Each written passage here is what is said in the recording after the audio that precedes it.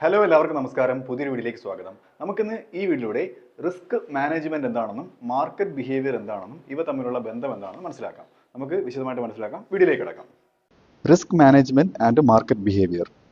നമുക്ക് ആദ്യം risk management എന്താണെന്ന് നോക്കാം. അതിന്റെ മീനിങ് എന്ന് പറയുന്നത് risk management is the process of identifying, analysing and controlling risk ആണ്. അത് തിരിച്ചറിയുകയും അനലൈസ് ചെയ്യുകയും ആ റിസ്കിനെ കൺട്രോൾ ചെയ്യുകയും ചെയ്യുന്ന ആ ഒരു പ്രോസസ്സിനെയാണ് റിസ്ക് മാനേജ്മെന്റ് എന്ന് പറയുന്നത്. അത് എങ്ങനെയുള്ള that may affect an individual firm or financial institution, ഒരു വ്യക്തിയെയോ ഒരു ഫേമിനെയോ അല്ലെങ്കിൽ ഒരു ധനകാര്യ സ്ഥാപനത്തെയോ ബാധിക്കാനുള്ള ഈ റിസ്കിനെ തിരിച്ചറിയുകയും അനലൈസ് ചെയ്യുകയും കൺട്രോൾ ചെയ്യുകയും ചെയ്യുന്ന ആ ഒരു രീതിയാണ് റിസ്ക് മാനേജ്മെന്റ് എന്ന് പറയുന്നത്. ഇത്രയേ ഉള്ളൂ കേട്ടോ.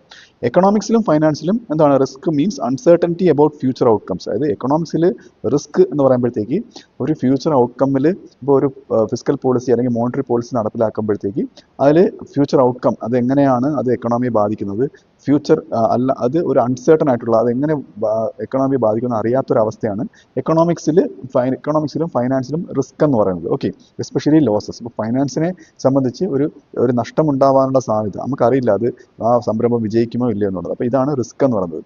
അപ്പം ഏതിൽ ഫൈനാൻസിൽ. അപ്പോൾ ഇതിനെ പ്രോസസ് ചെയ്ത് അത് ഇല്ലാതെയാക്കുന്ന, അതിനെ ഐഡന്റിഫൈ ചെയ്യുന്ന ഒരു പ്രക്രിയയാണ് റിസ്ക് മാനേജ്മെന്റ് എന്ന് പറയുന്നത്. ഇനി നമുക്ക് റിസ്ക് മാനേജ്മെന്റ് ഒബ്ജക്റ്റീവ്സ് നോക്കാം. എന്തിനു വേണ്ടിയിട്ടാണ് ഈ റിസ്ക് മാനേജ് ചെയ്യുന്നത്? അത് ആദ്യത്തേത് ടു റെഡ്യൂസ് പോസിബിൾ ലോസസ്, അത് സാധ്യതയുള്ള നഷ്ടസാധ്യതകളെ ഇല്ലാണ്ടാക്കുക. ടു എൻഷുർ ഫൈനാൻഷ്യൽ സ്റ്റെബിലിറ്റി, ഒരു ധനകാര്യ സ്ഥാപനത്തിൽ ഫൈനാൻഷ്യൽ ആയിട്ടുള്ള സ്റ്റെബിലിറ്റി കൊണ്ടുവരിക. ഓക്കെ. അടുത്തത് ടു ഇംപ്രൂവ് ഡിസിഷൻ മേക്കിംഗ്, അതായത് ഡിസിഷൻ മേക്കിംഗ് ഇംപ്രൂവ് ആവും, നമുക്ക് റിസ്ക് ഇല്ലാണ്ടാവുമല്ലോ. അപ്പോൾ അടുത്തത് to protect assets and profit, അതായത് ഒരു സ്ഥാപനത്തിന്റെ അല്ലെങ്കിൽ ഒരു ഫേമിന്റെ അസറ്റിനെയും അതിന് കിട്ടുന്ന പ്രോഫിറ്റിനെയൊക്കെ പ്രൊട്ടക്ട് ചെയ്യുക, അത് നശിച്ചു പോകാതെ, അത് വേസ്റ്റായി പോകാതെ പ്രൊട്ടക്ട് ചെയ്യുക. ഇതൊക്കെയാണ് റിസ്ക് മാനേജ്മെന്റ് ലക്ഷ്യങ്ങൾ എന്ന് പറയുന്നത്. ഇനി നമുക്ക് ഈ റിസ്ക് മാനേജ്മെന്റിലെ സ്റ്റെപ്സ് ഓരോ സ്റ്റെപ്പുകളായിട്ട് മനസ്സിലാക്കാം. ആദ്യത്തേത് റിസ്ക് ഐഡന്റിഫിക്കേഷൻ ആണ്, അതായത് ഉണ്ടാകാൻ സാധ്യതയുള്ള റിസ്ക് തിരിച്ചറിയുക. അപ്പം മാർക്കറ്റ് റിസ്ക് ആവാം. മാർക്കറ്റ് റിസ്ക് എന്ന് വെച്ചാൽ പ്രൈസ് ചേഞ്ചസ്. ഇപ്പോൾ വില ഒരുപാട് ഉൽപ്പന്നം ഉണ്ടാക്കി വെച്ചതിന് ശേഷം വില ഒരുപാട് കുറഞ്ഞു പോയി കഴിഞ്ഞാൽ അത് നഷ്ടം വരും. ഓക്കെ, ഇങ്ങനെ ഒരു റിസ്ക് ആവാം. ക്രെഡിറ്റ് റിസ്ക് ആവാം. ഇപ്പോൾ കടം കൊടുത്തു കഴിഞ്ഞാൽ, ഇപ്പം ബോറോവർക്ക് വായ്പ കൊടുത്തു കഴിഞ്ഞാൽ അയാൾ തിരിച്ചടയ്ക്കാവുന്ന കഴിഞ്ഞാൽ അങ്ങനെ ഒരു റിസ്ക് ഉണ്ടാവാം. ഓപ്പറേഷണൽ റിസ്ക്, ഇപ്പോൾ ഏതെങ്കിലും സിസ്റ്റം ഫെയിലിയർ ആയി കഴിഞ്ഞാൽ, ഓക്കെ, മെഷീനറീസ് എന്തെങ്കിലും കേടുപാട് വന്നു കഴിഞ്ഞാൽ അതൊരു ഓപ്പറേഷൻ റിസ്ക് വരാം. ലിക്വിഡിറ്റി റിസ്ക് ഉണ്ട്, അതായത് ഇനബിലിറ്റി ടു സെൽ അസറ്റ്സ്, അതായത് നമുക്ക് ഒരുപാട് അസറ്റ് ഉണ്ട്, അത് സെല്ല് ചെയ്തിട്ട് അത് ബിസിനസ്സിലേക്ക് റീഇൻവെസ്റ്റ് ചെയ്യാൻ പറ്റാത്തൊരവസ്ഥ. ഇങ്ങനെയുള്ള ഏതാണ് റിസ്ക് എന്നുള്ളത് ഐഡന്റിഫൈ ചെയ്യുക. ഏത് ടൈപ്പ് ഓഫ് റിസ്ക് ആണ് ഒരു സ്ഥാപനത്തിനുള്ളതെന്ന് ഐഡന്റിഫൈ ചെയ്യുന്നതാണ് ഏറ്റവും ആദ്യത്തെ സ്റ്റെപ്പ് എന്ന് പറയുന്നത്. അടുത്ത സ്റ്റെപ്പ് എന്ന് പറയുന്നത് റിസ്ക് മെഷർമെന്റ് അല്ലെങ്കിൽ അസസ്മെന്റ്. എത്രത്തോളമാണ് റിസ്കിന്റെ ഒരു ഇമ്പാക്റ്റ് എന്ന് അസസ് ചെയ്യുന്നത്. ഓക്കെ, അത് പ്രോബബിലിറ്റി ഓഫ് ലോസ്, അത് നഷ്ടം ഉണ്ടാവാനുള്ള സാധ്യത.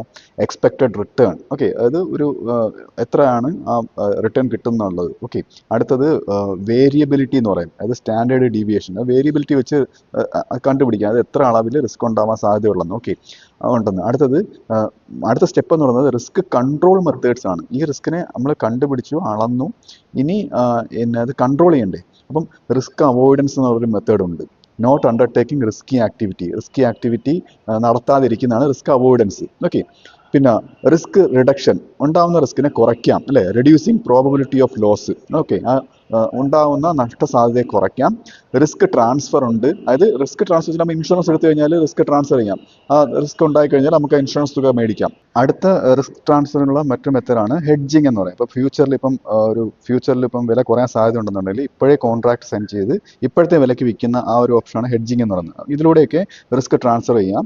അടുത്തത് റിസ്ക് ഡൈവേഴ്സിഫിക്കേഷൻ ആണ്. ഓക്കെ, അതായത് ഒരുപാട് രീതിയിൽ റിസ്ക് ഡൈവേർട്ട് ചെയ്ത് വെക്കാം. അതായത് ഇൻവെസ്റ്റിംഗ് ഇൻ ഡിഫറെന്റ് അസറ്റ്സ്, പല അസറ്റിൽ ഇൻവെസ്റ്റ് ചെയ്യുമ്പോഴത്തേക്ക് റിസ്ക് ഇങ്ങനെ ഇപ്പോൾ ഏതെങ്കിലും ഒരു അസറ്റ് നിന്നുള്ള വരുമാനം അവിടെ ഉണ്ടാവും. ഓക്കെ, അപ്പം ഇങ്ങനെ ഈ രീതിയിലൊക്കെ റിസ്ക് കൺട്രോൾ ചെയ്യാം. അപ്പോൾ ഈ ABCD ഈ 4 രീതിയിലുള്ള റിസ്ക് കൺട്രോൾ മെത്തേഡ്സ് ഉണ്ട്. അതാണ് അടുത്ത സ്റ്റെപ്പ് എന്ന് പറയുന്നത്.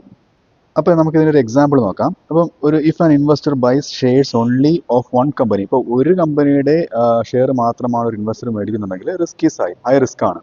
എന്നാൽ ഇദ്ദേഹം തന്നെ ഈ invest in shares, bonds, gold, ഇങ്ങനെ പല രീതിയിലായിട്ട് ഇൻവെസ്റ്റ് ചെയ്യുകയാണ്, പല മെത്തേഡിൽ ഇൻവെസ്റ്റ് ചെയ്യുകയാണെന്നുണ്ടെങ്കിൽ റിസ്ക് ഈസ് ഡൈവേഴ്സിഫൈഡ്. ഇപ്പോൾ ഡൈവേഴ്സിഫിക്കേഷൻ ഓഫ് റിസ്കിന് ഇതാണ് ഞാൻ പറഞ്ഞു കേട്ടോ. അപ്പോൾ ഏതെങ്കിലും ഒന്നിന്റെ വില കുറയുകയോ അല്ലെന്നുണ്ടെങ്കിൽ എന്തെങ്കിലും മാർക്കറ്റിന് ഇടിവ് സംഭവിക്കുകയോ ചെയ്തു കഴിഞ്ഞാൽ മറ്റേതിൽ നിന്ന് ഇവർക്ക് കവറപ്പ് ചെയ്യാവുന്നതാണ്.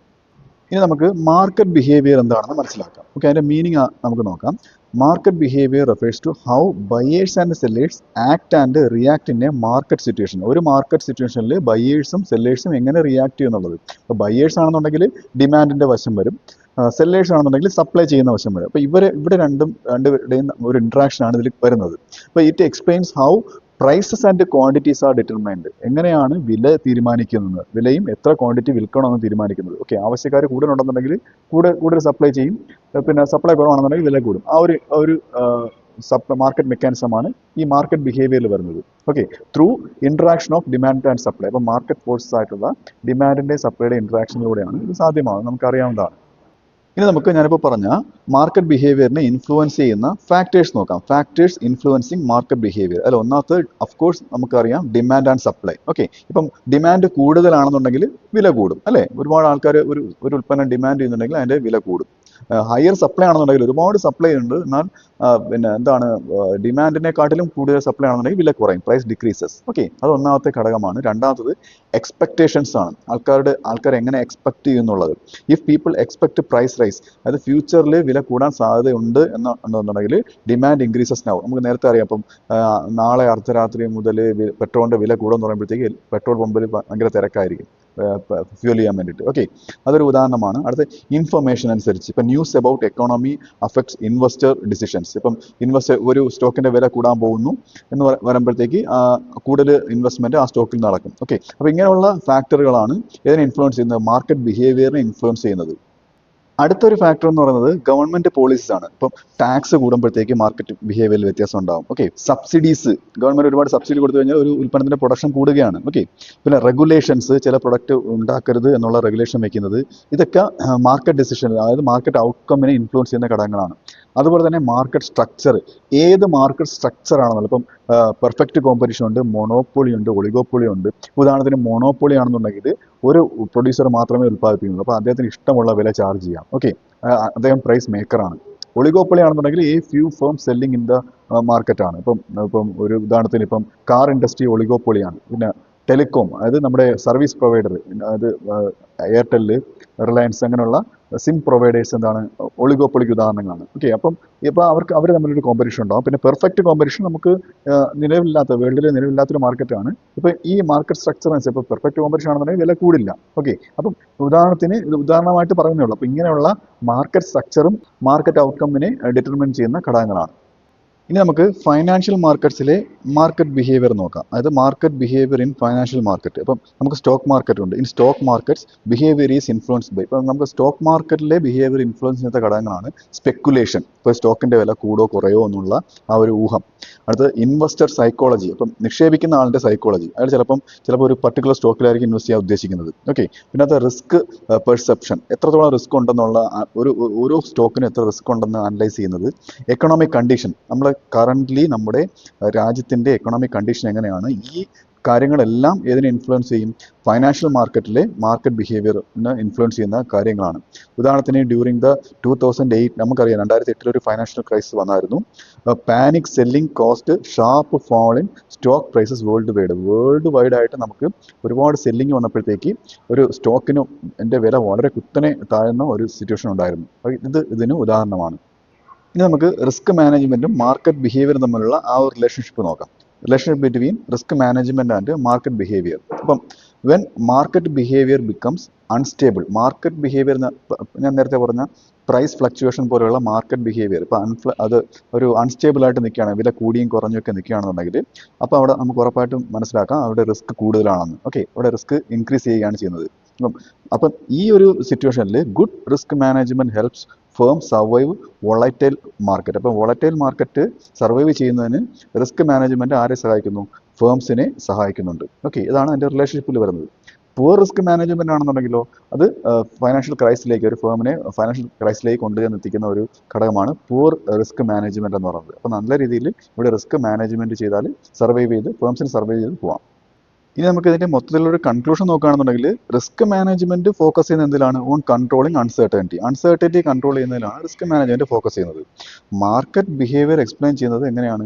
എന്താണ് എക്സ്പ്ലെയിൻ ചെയ്യുന്നത്? How economic agents act in response to market forces. ഈ നേരത്തെ പറഞ്ഞ ഡിമാൻഡ് സപ്ലൈ അതുപോലെയുള്ള മറ്റ് മാർക്കറ്റ് ഫോഴ്സസിനോട് എക്കണോമിക് ഏജൻസ് എങ്ങനെ റിയാക്ട് ചെയ്യുന്നു എന്നുള്ളതാണ് മാർക്കറ്റ് ബിഹേവിയർ എക്സ്പ്ലെയിൻ ചെയ്യുന്നത്. ഇത് രണ്ടും ക്ലോസ്ലി റിലേറ്റഡ് ആണ്. അതുകൊണ്ടാണ് നമ്മൾ ഇത് രണ്ടും ഒരു ടോപ്പിക്കിൽ തന്നെ ഉൾപ്പെടുത്തുന്നത്. അപ്പോൾ both are closely connected in financial and economic systems. അപ്പോൾ ഈ വീഡിയോ നിങ്ങൾക്ക് മനസ്സിലായെന്ന് വിശ്വസിക്കുന്നു. അടുത്ത വീഡിയോയുടെ മറ്റൊരു വിഷയമായി വീണ്ടും കാണാം.